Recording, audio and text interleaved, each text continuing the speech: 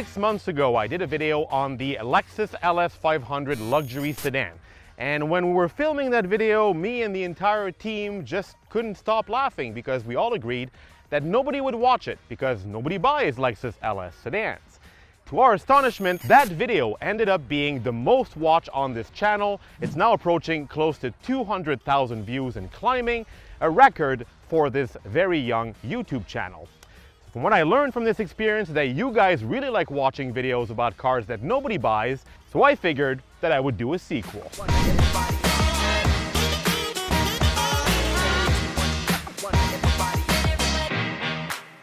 So here it is, the 2022 Lexus LX600 F Sport.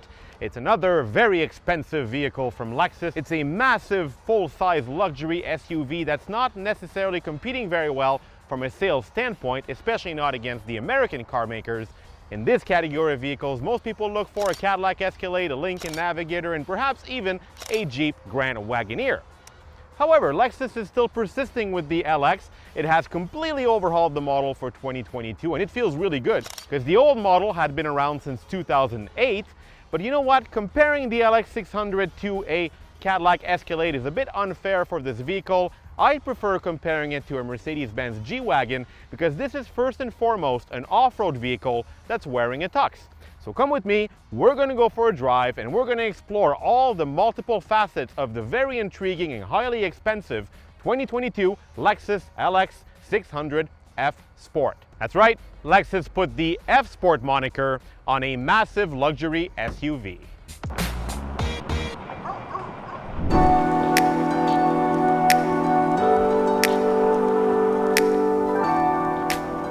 When I say that the LX was completely overhauled for the 2022 model year, it rides on an all-new platform that's shared with the new Toyota Tundra, and the drivetrain is entirely new. Gone is the old gas-guzzling V8. It's been replaced by the same engine as in the LS500. It's a twin turbocharged 3.5-liter V6. It's good here for 409 horsepower and 479 foot-pounds of torque, a considerable increase over the old V8. That engine is mated to a 10-speed automatic transmission. So finally, the Lexus LX arrives in the 21st century with modern technology that's similar to what you'll get from the competition. Remember, the Lincoln has been offering a twin-turbo V6 now for a few years. The immediate sensation behind the wheel of the Lexus LS is how wobbly the entire truck is. Now, this F Sport model has adaptive dampers. By selecting different drive modes, it will stiffen accordingly. In Sport S Plus mode, it's stiffer. It's not as wobbly, but this is still a very soft vehicle because Lexus obviously wants to put the emphasis on comfort, drivability, but also a smooth ride, even when you're off-roading this machine. And I've been driving this LX in a whole bunch of different scenarios, on the road, on a dirt road, off-road as well, and it's just always comfortable. It's always very smooth, and the cabin is very well insulated. Putting this thing back in its most comfortable setting, comfort, it really wobbles around. Like you're going around an apex with this thing, and you're feeling your entire body going, oh, the moment that you hit a hole, the whole truck bounces forward. You feel the heft of the engine in the front. It's very bouncy. And the moment you start driving it on a very rugged road, it's just going to send some jolts up your back. This is odd because the Tundra is smoother than this vehicle. But for some reason in the LX, I feel like I'm driving something much more rudimentary. This has to do with the suspension tuning, which is more off-road oriented than in a Tundra. But it also probably has to do with the fact that the wheelbase is shorter than on the pickup truck on which it's based. So it becomes very choppy. It doesn't have as much play in the suspension, meaning it's really just bouncing around forward and back and wobbling, and it's not the most enjoyable truck to drive fast on a beaten road. Mind you, you don't buy a Lexus LX to start racing it on a circuit. You buy it to carry around a lot of people in gear in utmost comfort in all kinds of situations. In that respect, it fulfills its mission wonderfully well. Now, the power from this engine is ample, albeit some delays because of the 10-speed transmission and the turbocharged engine, but there's good power. I mean, this thing, once it gets up, once it knows what it wants to do, it gets up and goes. And again, once you put it in its most aggressive Sport Plus setting and you put it in manual mode, I got some nice metallic paddle shifters right here. They really look like one solid piece of aluminum. I can pull down a few gears. I'll put it in third gear and I gun it. This is good. It's got good power, and that in many respects it's very similar to Ford's EcoBoost system. The power delivery is very smooth. Turbo lag is rather minimal. Here's a bump. See what's going to happen? Oh my God, this doesn't feel refined at all. It's almost as if Lexus did on purpose to keep its very rugged nature, because this is supposed to be an adventure luxury SUV. Back to the transmission, the 10-speed at Lexus works very well, a lot quicker than their old systems. I'm just navigating through the gears here, and I got a tower power and a lot of torque to play with. So this allows for very smooth and effortless acceleration, and that's very pleasing. I like that about this engine. Put it back in automatic mode, and I'll put it back in comfort, because that's really where the Lexus LX truly shines.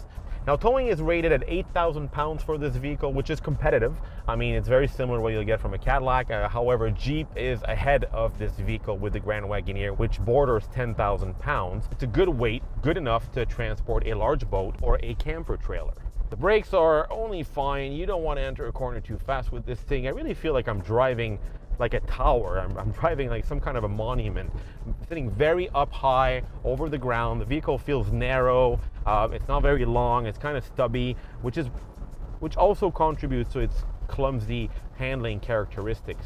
So back to what I was saying about this thing not selling as much as the American models. I mean, Lexus LX sales in North America aren't high, but this vehicle is still doing rather well in other markets. This is one of their best worldwide vehicles. It's doing particularly well in Arab countries around the Emirates. This is really where this vehicle is the most popular.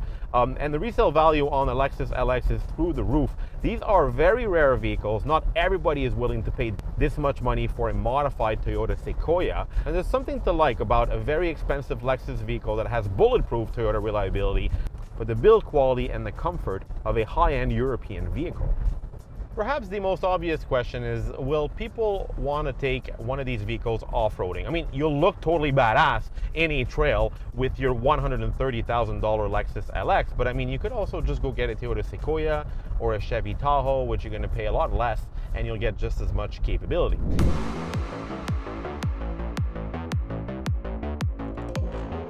So I'm not going to pretend that I'm a professional off-roader, because I'm not. But what I have in front of me is a pretty gnarly trail. I know it's very hard to justify these trails on video and on photo, but trust me, I reckon that this could be a nice place to test out the Lexus LX's off-road capability. Now, this one doesn't have the self-leveling suspension. However, I do have adaptive suspension, and this will change when I play with the mode select button right here. So I can alternate between Eco, Comfort, Normal, Sport S, Sport S Plus, and Custom. However, what I want to do is manually adjust everything myself. Now, I could be very lazy and let all of the Lexus automated systems take care of everything for me. For instance, I have MTS right here. When I press it, this will basically allow the truck to automatically adapt to its environment, and it will fiddle with the all-wheel drive system and give me the optimal setting to go through the trail. Now, if you speak French like me, you're probably giggling inside, because MTS in French actually signifies sexually transmitted disease. But in reality, this is Lexus's way of calling it multi-terrain select. I then have the DAC crawl button right here, another automated feature that when I press on it, I have a hill descent logo flashing here in the instrument cluster. This is essentially a cruise control system that allows me to go through a trail without really touching the gasoline pedal. It will automatically adjust the speed at which I'm going. This is quite handy when you're in a lot of mud or snow. It allows the vehicle to crawl itself out of a tricky situation. I've tried it once on a Tacoma and it worked rather well. However, I want to do everything myself. I don't want these automated systems, so I'm going to turn crawl control off, as well as MTS, go back to drive mode, and I'm going to set the truck into 4x4 low. I will do it by fiddling with the knob right here. It says L4 on the left, H4 on the right, so high 4, low 4. I push, I turn, and in the instrument cluster, I have a whole bunch of lights that just turned off. Traction control is off. I have the 4x4 low logo here on the bottom, and all of the assist systems have been temporarily turned off. Now, what I want to do is also lock the differential. So while still in neutral with the foot on the brake, I'm going to press this little button right here. I'm going to wait a bit, and then I'll have a symbol right here that signifies that the differentials are locked. So now I'm ready to take on the trail. So I'm just lightly pressing on the brake pedal. I'm letting the vehicle do its thing. Again, like I said, everything is set manually, 4x4 low, locked differentials. And the first thing I'm noticing is how smooth the suspension is on a Lexus LX.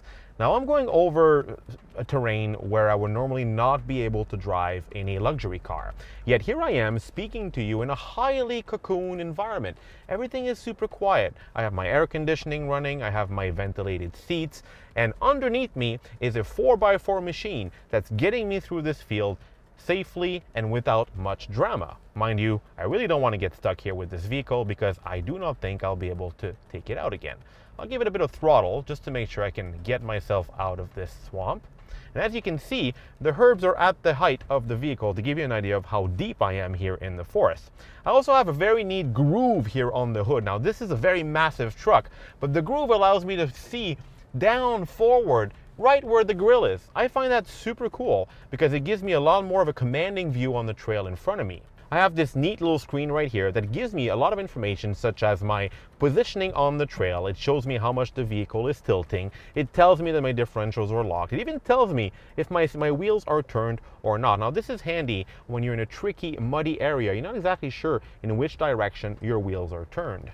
So far the Lexus LX is proving to me that it's quite a handy off-road vehicle. Again, not much drama happening here. I'm pretty sure I could throw this thing in a much rougher environment, but I don't want to break this very expensive luxury vehicle. So what I'm going to do, I'm going to get out of this trail, head back on the road, and continue exploring with you all the neat features of this highly intriguing machine. So the Lexus LX I'm sitting in right now is not the most equipped model currently available. There are some way more expensive packages you can add on this truck. Things like the VIP package that gives you a full entertainment system in the back and reclinable seats, very much like the LS. This is the F Sport, the cheapest, if you will, package available for the LX600. It's still a $13,000 package, which means the vehicle you're seeing here stickers at just over $123,000. To put things in perspective, that's pretty much the same as the black Cadillac Escalade that I reviewed on this channel. So what do you get for $123,000 in a Lexus SUV? Well, as you know, this is based on the new Toyota Tundra, all new platform, new engine. I'll get back to all that in a few minutes. The interior was also entirely overhauled, and that feels great because the old truck was, well, getting quite old. So the entire dashboard is new.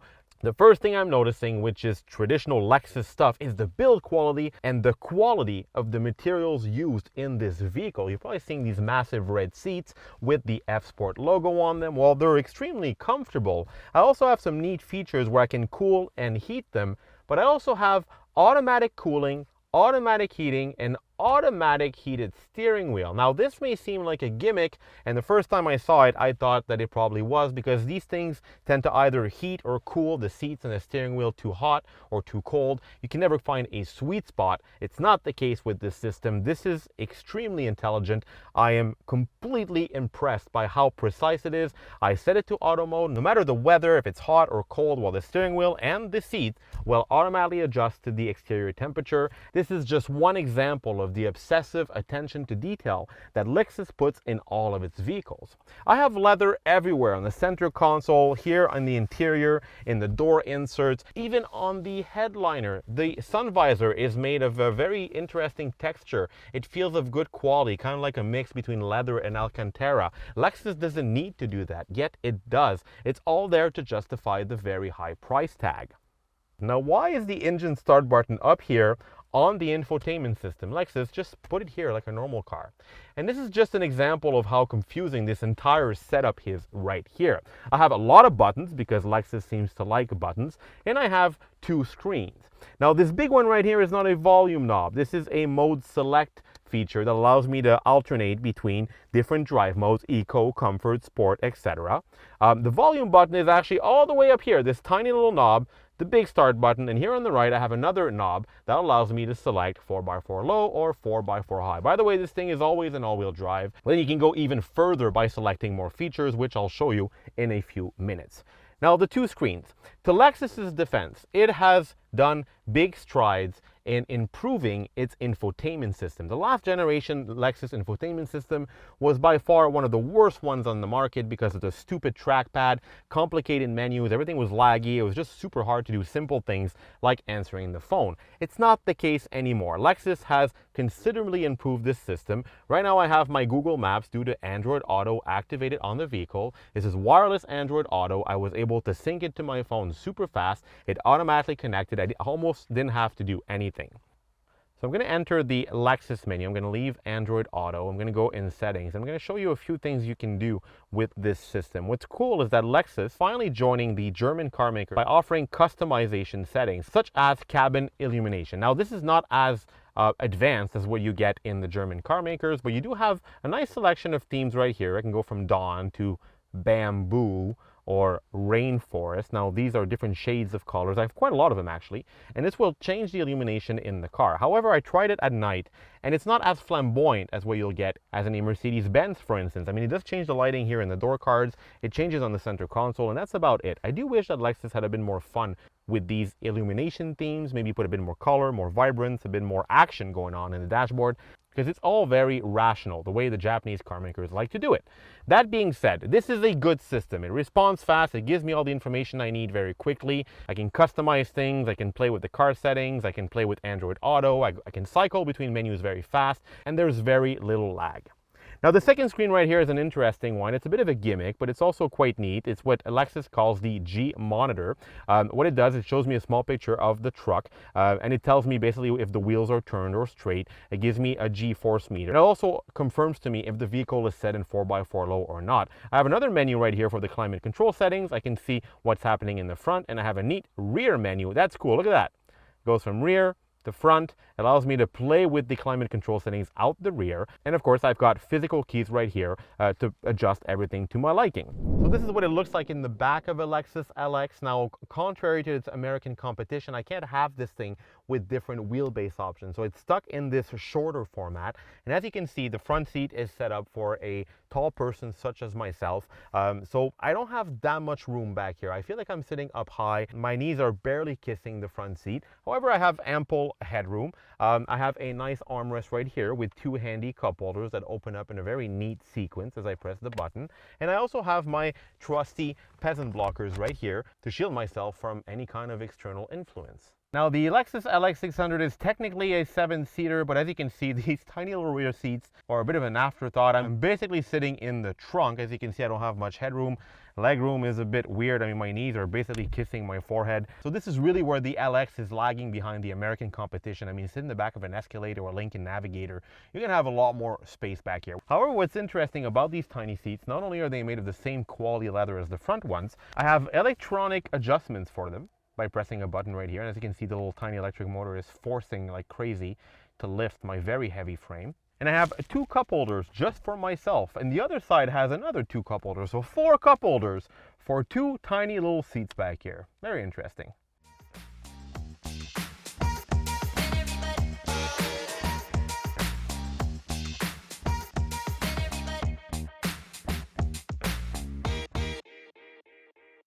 This vehicle represents the excess of sport utility vehicles. I mean, nobody needs to buy this, but the fact that it exists is rather intriguing. But it also proves one thing, that Lexus still knows how to manufacture very exclusive vehicles and to offer their customers one hell of an ownership experience.